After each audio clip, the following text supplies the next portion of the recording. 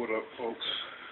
I'm back once again doing another video game review, and this time I'm reviewing Festus Quest for the NES, which was made by Sunsoft.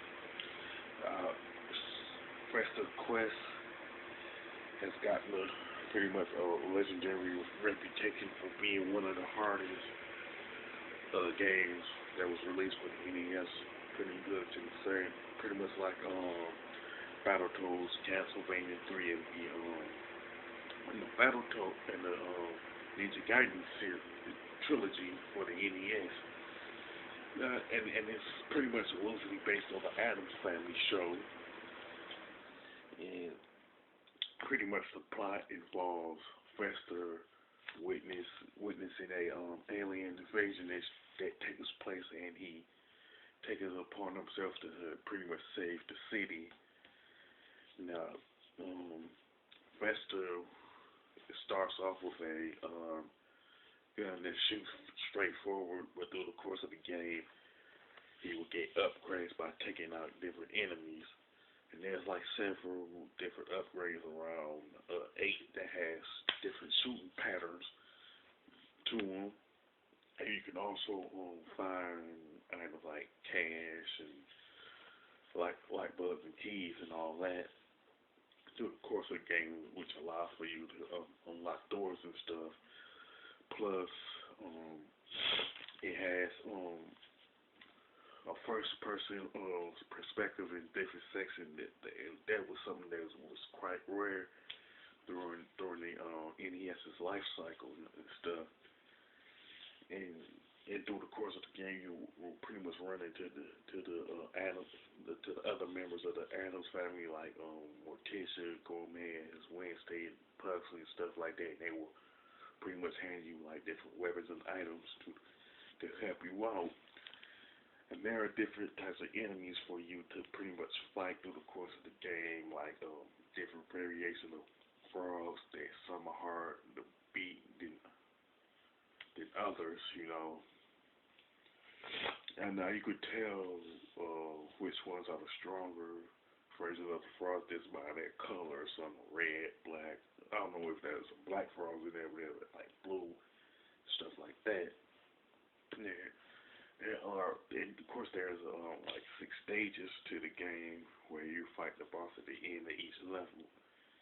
And once you defeat a particular boss, you can go and backtrack, pretty much like you would in Metroid. So it was inspired by that.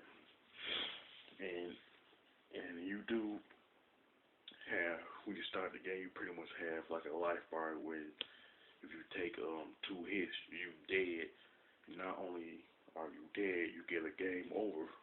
But the good thing about it is that if you die with a particular weapon, you pretty much keep that weapon much like you would in Ghosts and Goblins.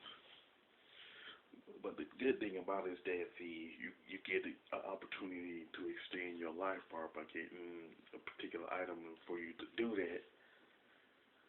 But I don't know how common these items are for you to extend your life bar. Now,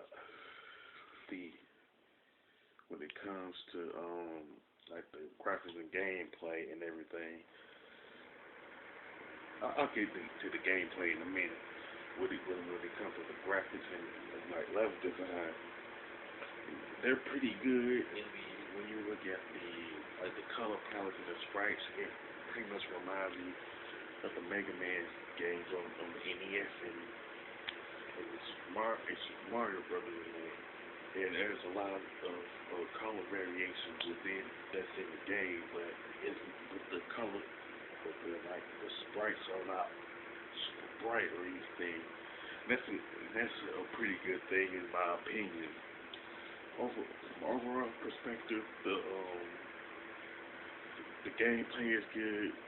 But you will run into a couple of problems in that if you run into an enemy and try to shoot them with a particular weapon upgrade, you may not hit that enemy because of how also a bush will get in the way of you, like actually hitting the enemy. You have to go back to a certain spot so you can hit an enemy, or you might have a specific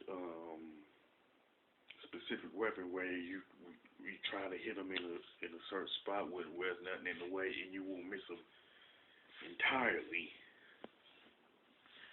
And like they could have like fixed that problem in making the game, but for some reason none of the testers pretty much said nothing about complained about it. I don't know why they didn't, or either they didn't like listen to them or whatever.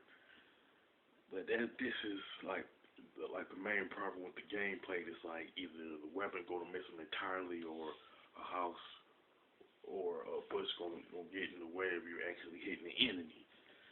Now the soundtrack is very good, and it has like a remix version of the Addams Family theme, which is obviously is probably the best. It's actually pretty good, and the soundtrack overall is pretty much the best aspect of the game.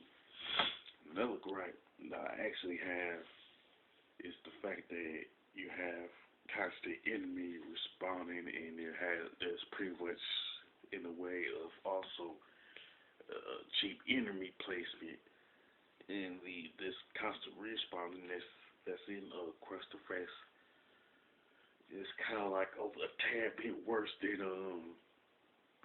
Ninja Gaiden, because of the fact that if you get hit twice, you're dead, and you get an automatic game over. You know,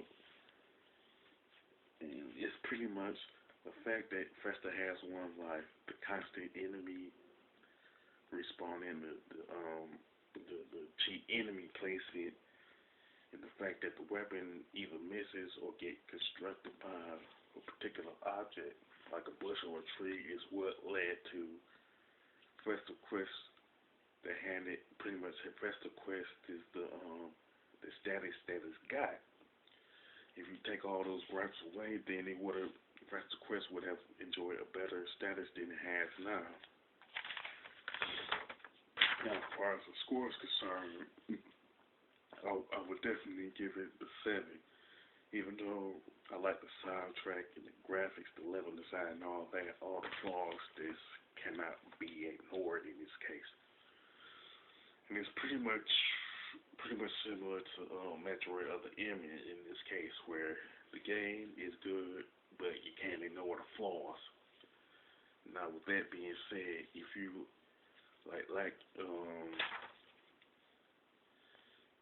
I would say this. I would really recommend this game for really, really hardcore gamers out there that would consider Festa Quest an outright challenge. With that being said, if you honestly like Festa's Quest and the difficulties that it brings, you can mention it in the comment section. If you like this review of Festa Quest, don't hesitate to click the thumbs up button, and don't forget to subscribe. This is your boy Big Metroid Fan 12 signing off.